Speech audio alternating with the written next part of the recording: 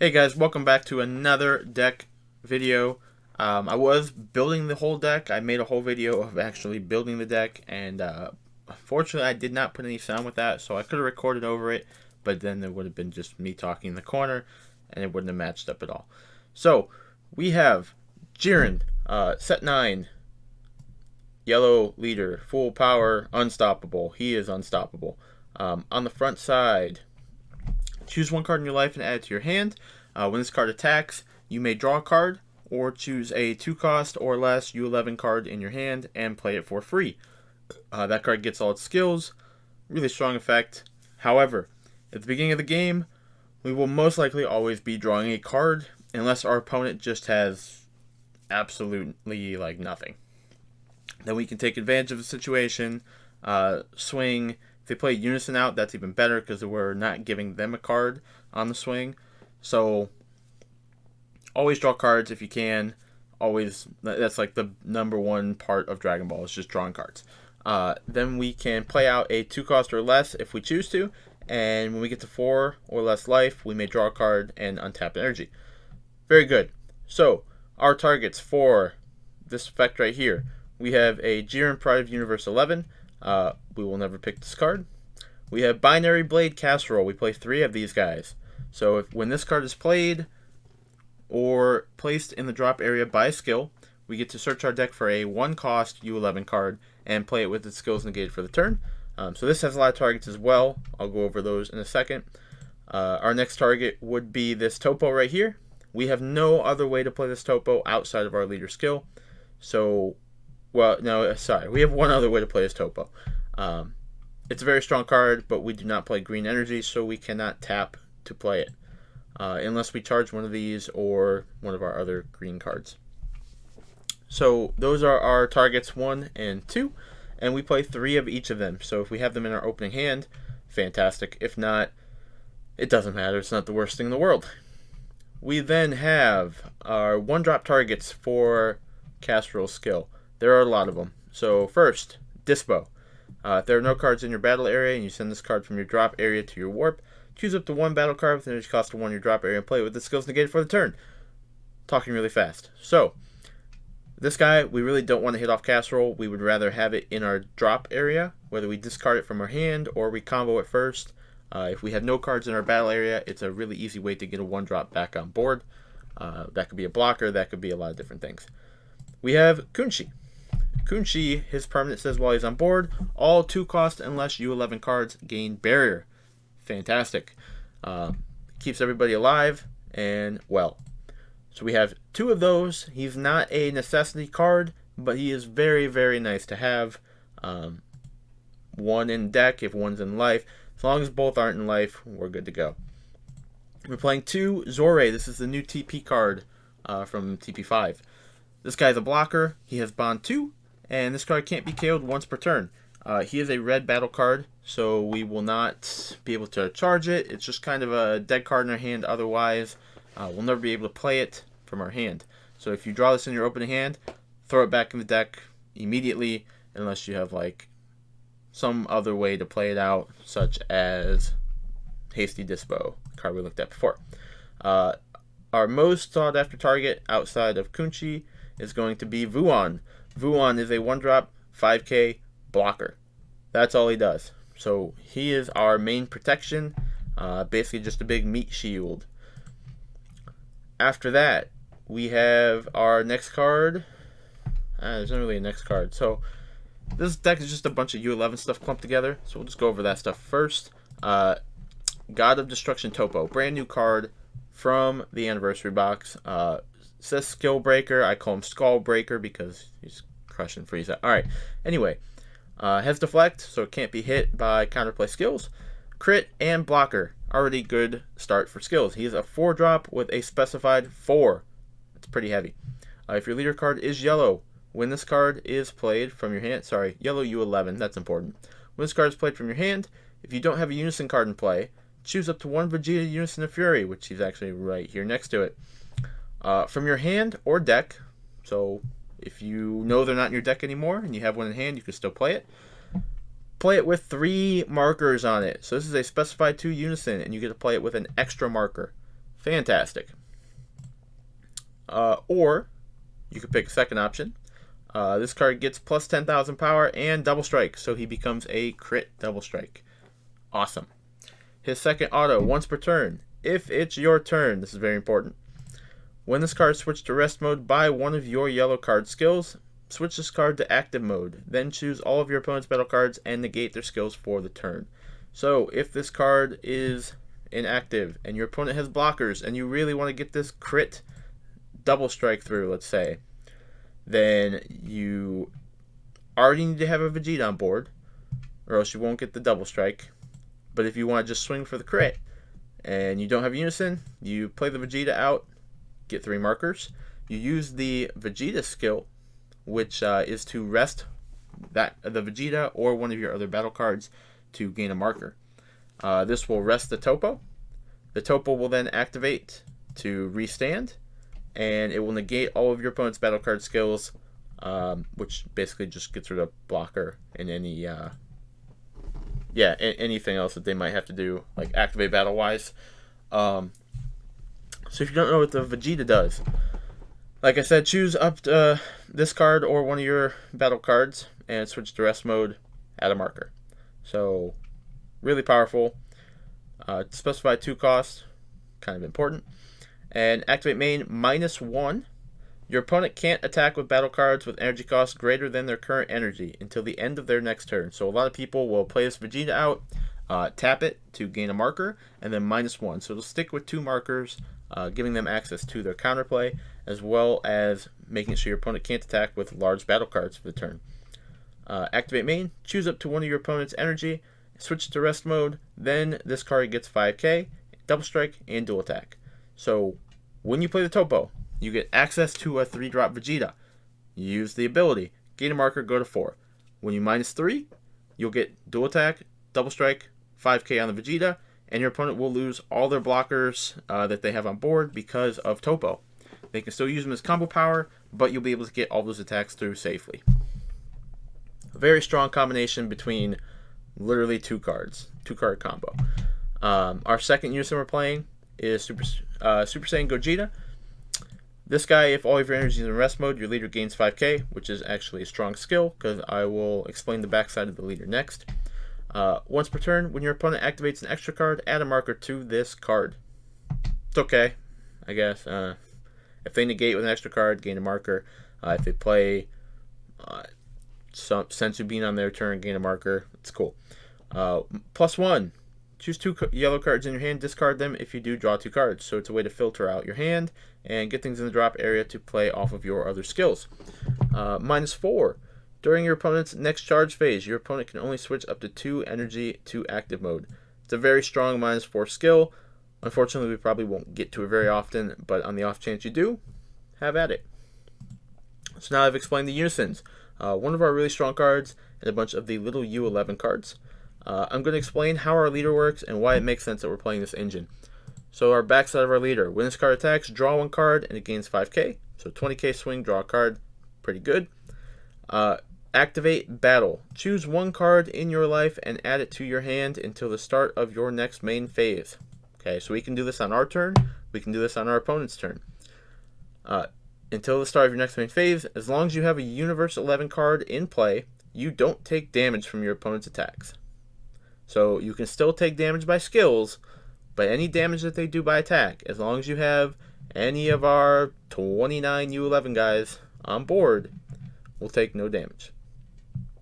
So Kunchi giving our guys barrier is super awesome, because then my opponent has no way to actually clear my board unless they can remove barrier. We're not attacking with these guys, they are just blocker fodder. Then we have this Jiren right here, Pride of U11. Activate main if your leader card is a Universe 11 card, and you place this card in your drop area from your hand. Choose up to 2 Universe 11 cards with energy cost of 1, which we have a ton of those, and play them with their skills negated for the turn. On our turn, it does not matter. We can play this, pass our turn, and our blockers gain their skills. Our barrier guy gains all the barrier stuff. Fantastic. Nothing to worry about. Then we have this Dispo right here. He is a successor for 1 yellow energy. If there is a U11 card, sorry, if our leader card's a U11 card, when we play this card or is placed in our drop area by a skill, draw one card. So if we have the topos or the casseroles on our board, we can successor them for 1 energy, draw a card off it, and then from that point on, if we draw into any other dispos for 1 energy, we can successor out the dispo. The one that we remove from the board with a skill will let us draw a card, and the one we play on the board will let us draw a card. So you'll be drawing 2 cards for 1 energy and maintaining a 4-drop with barrier on your board. We're only playing 3 just because the engine is not necessary. We do have to have 4 guys on board, whether that's our little boys or something. So it's okay.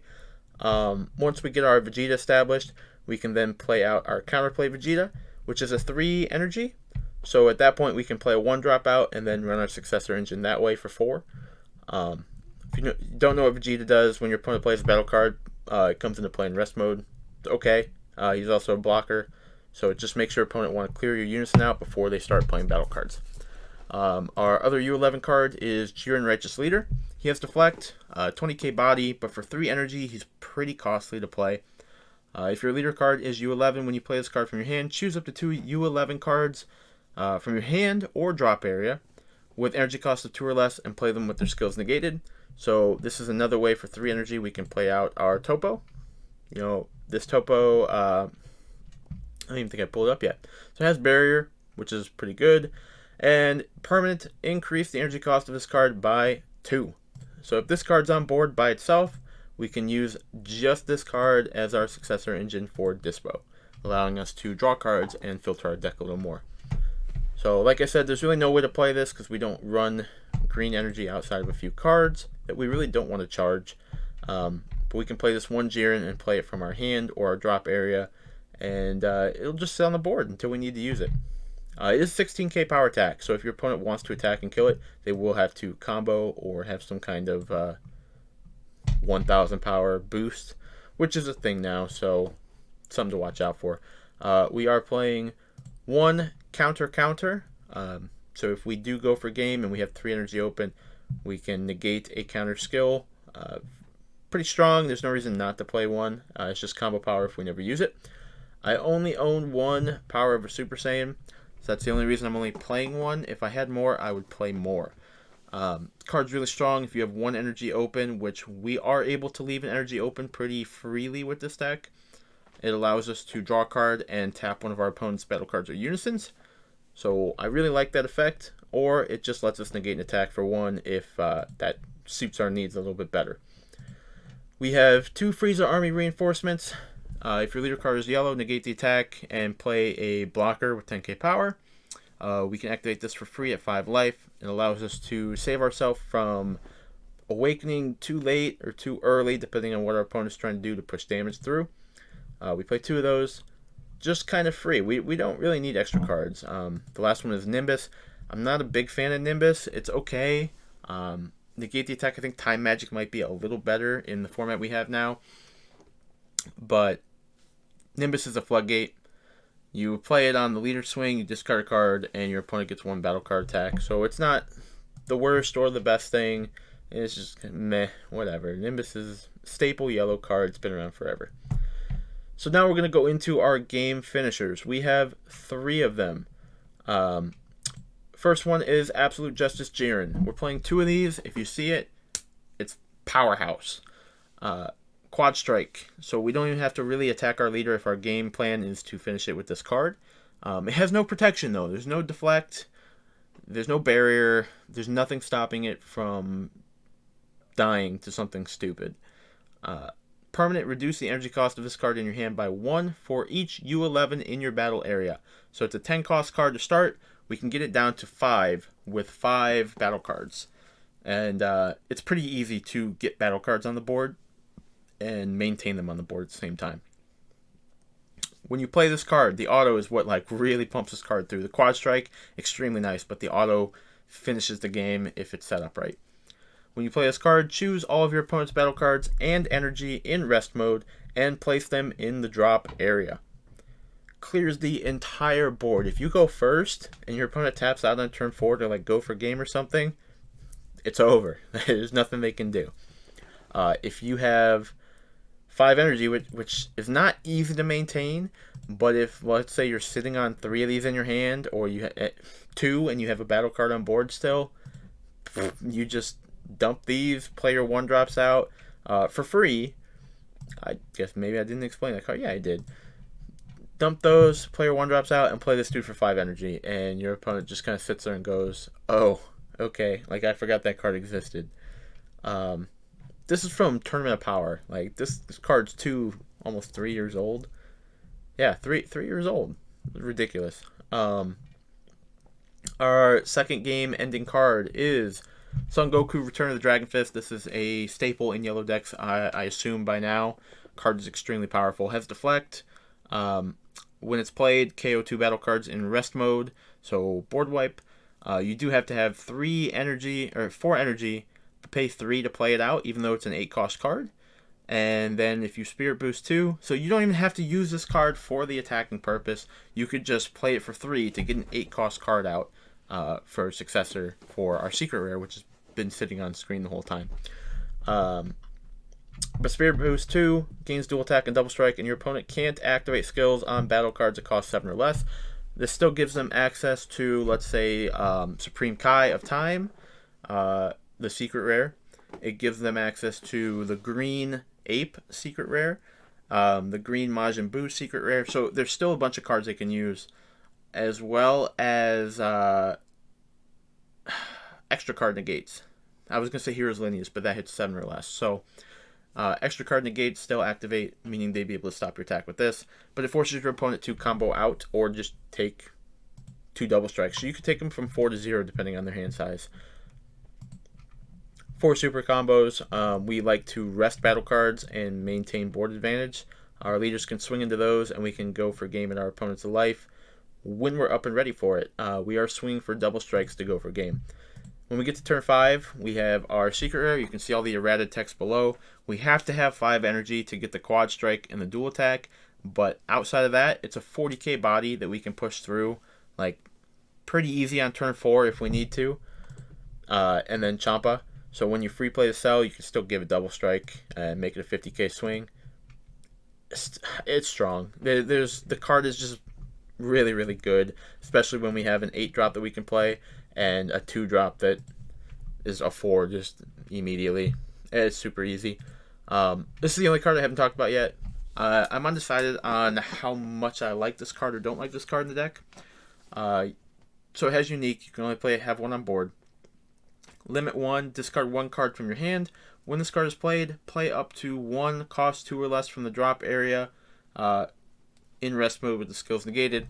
So it's a 3 cost, but we can play it out for 1 on our opponent's turn, meaning that if our opponent clears our board and we activate our leader skill to not take damage, we can then play a U11 card out and still not take damage. If they're swinging for double strike, it's a cheeky way to avoid the double strike, even if they combo like their entire hand.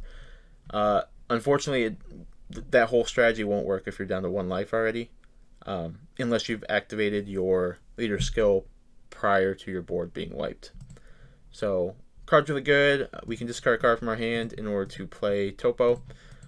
We can also discard the Topo to play the Topo. So we could play this down for 1 and get the Topo out for no cost value at all.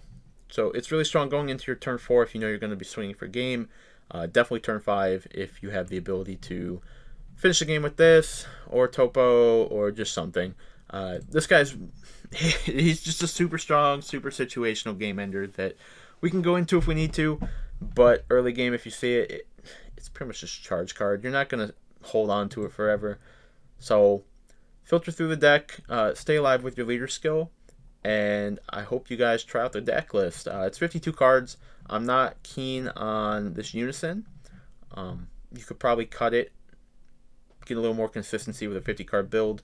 Right now I have no sideboard for the deck. I don't really worry about side decks until I kind of get to an event and have a feeling of what other people are playing. If you're doing an online event, just play generic stuff. But overall, just a really good deck that your opponent has to really think about their plays before they make. They're going to have trouble clearing your board. and you're going to be able to just swing over and over with your leader. Nickel and diamond for damage, and then push for the double strike for game. So hopefully you guys try out the deck build. Let me know if you make any changes that really affect the list. I also want to try and turn this into a blue-yellow build and see how that feels outside of the successor stuff, but that's for another day. So when I post up that video, hope you guys check it. Hopefully you guys check it out, and I'll see you in the next one. Thanks.